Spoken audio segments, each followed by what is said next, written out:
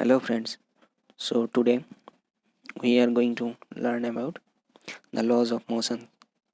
So there are few laws regarding motion, okay? So these are mainly given by the Newtons. There are three laws given by Newton, that is first law, second law and third law. So motion, we need to conceptualize the things, right? Motion is nothing but the movement, right? Movement of a object, movement of a particle, movement of a substance from one place to another or one space to another space. So this is the movement, just that is the motion. So regarding this, Newton's first law, what did he say? He said every body continues in its motion, means if it is in static condition, means it is remaining in a specific location without changing its location with respect to change of time, means time is going on but the object is in the same place. Or another thing may happen, that is move, moving body, so it is changing its location each time, every time, okay? So this is in the motion. So what he said one body moves in a linear direction, it does not change, okay? It does not change its direction of movement until a force is applied to this, okay? External force is applied to this body. So this is the first law. And if one body is in static condition, means it is not changing its location with change of time, then it is going to be remain on the same only if we don't apply any force. So actually what is force? So we can understand from here that force is nothing that which can change the uh, static condition of a body or movement motion condition of a body. Means we can make a body from static to motion, or from a motion body to static condition, right? So this is the force.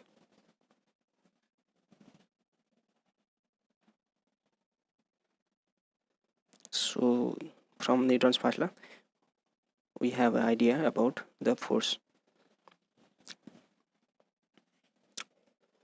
So it is very logical, like why should one body change its direction of motion if some external factor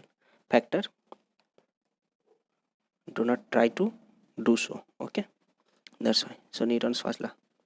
So next we are going see here in the picture A what is happening. A book is kept on the table. So now book is according to Newton's first law, book is going to be remain in that place only if we don't apply external force, if we don't try to move that book, right?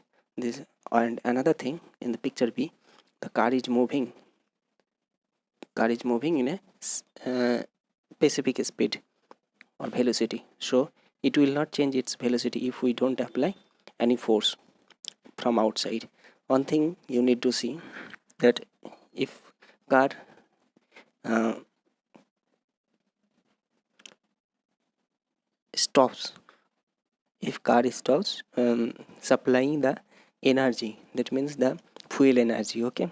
So what happens, it after a time or after a distance, its velocity get zero, right? Why it is so? Actually it was moving, so according to Newton's law it should move more, okay? It should have more moved more, okay? But it does not happen because the frictional force exists between the cars, between the car and the surface of the road, right?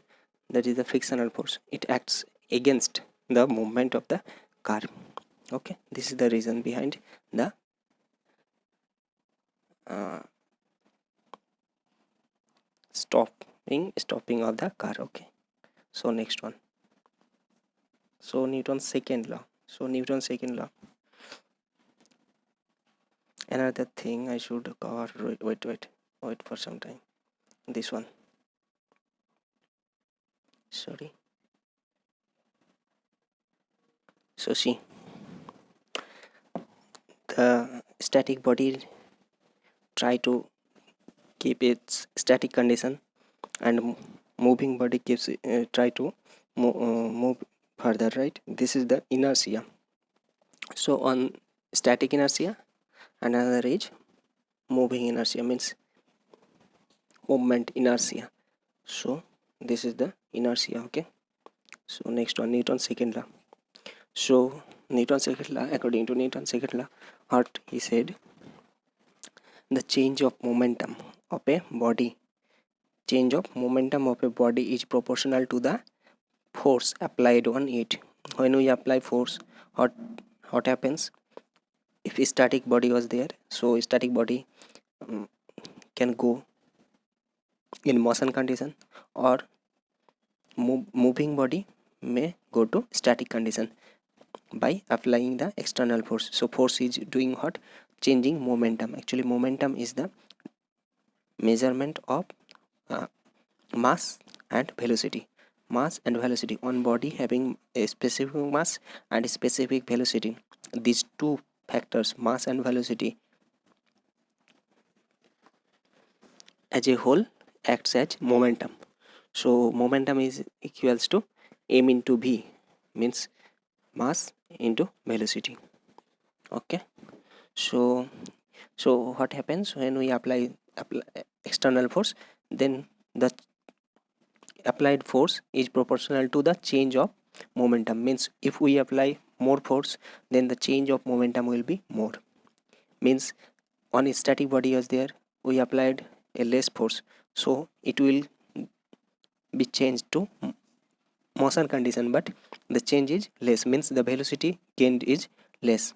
But if we apply much more force, then it may get some more velocity, right?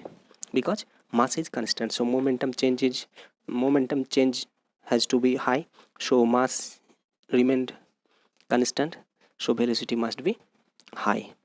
You got the point? Okay, so see, next one.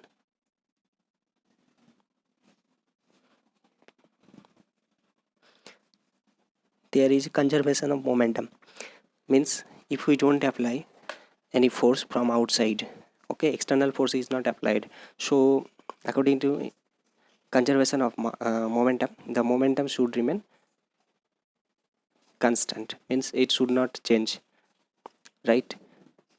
Means you can imagine a system is there, a body system is there, there is three bodies, three objects, okay, A, B and C. So A has a specific momentum, B has a specific momentum, and C has a specific momentum. Now they are interacting with each other, maybe they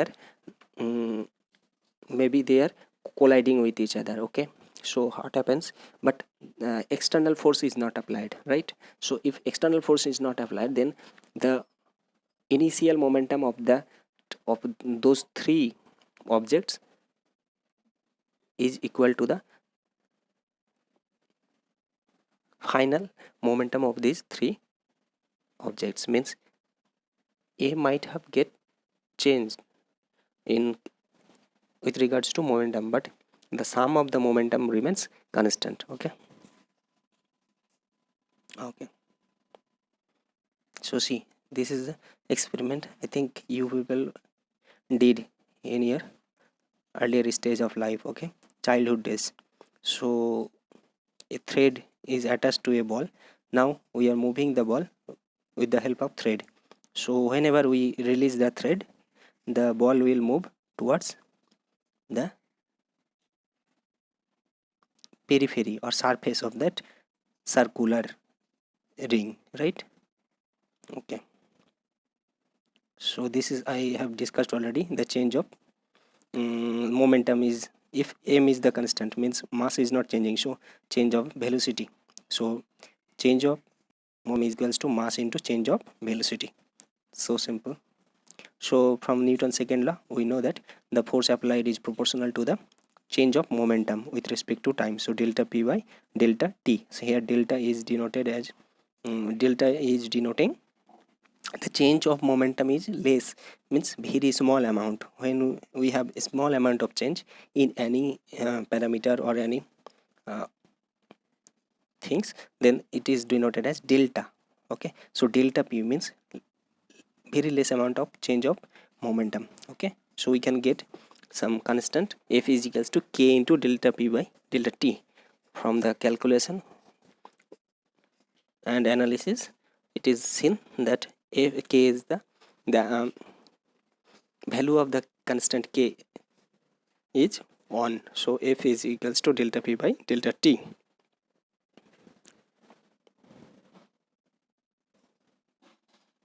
So see, this is already discussed. So delta p by delta t, dp by dt. Here dp by dt means differentiation of p, means differentiation of p with respect to time t. So dt p. Okay, so differentiation of p, so that can be written as d by dt m into v. So m is constant, so m constant things comes first in the first place, so m into dv by dt. So now dv by dt means change of velocity with respect to time, that is known as acceleration. Okay, so ultimately we got dv by dt is equals to ma, means mass into acceleration. Acceleration means the velocity is increasing with time, that is the acceleration. So finally we got f, force, is equals to mass into acceleration. Okay, okay, so unit. So acceleration is the change of velocity per second. So this is the velocity means mass, sorry, meter per second in SI unit. So in acceleration, meter per second square. Okay, and for force on Newton is equals to 1 kg meter per second square. Okay, SI unit is Newton and CGS unit is dyne. So 1 equal to 10 to the power 5 dyne. Okay, okay, let's go. Okay, wait.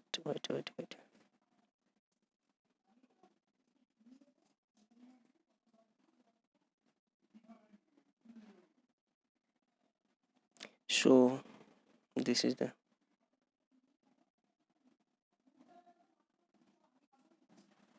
so Newton's third law. Okay, this is simple. Every action has equal and opposite reaction.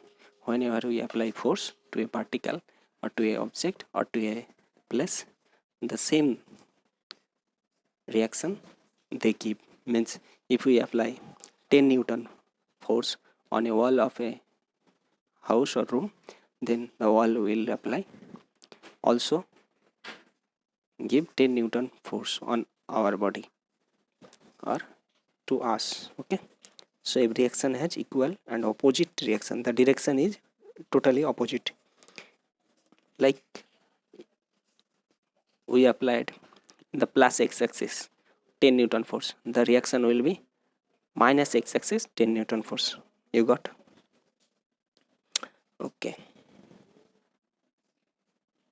so you can see if AB if written as action, so minus FBA is the opposite reaction. Okay, this one I would like to discuss here. What has occurred? See, in the first case, a body was moving with velocity u, then it reflected from the wall after colliding with the wall. Okay, and coming back with the velocity, same velocity u only. Okay, but in the second case, this is also same velocity, but colliding with the wall in the with the angle of 30 degree from the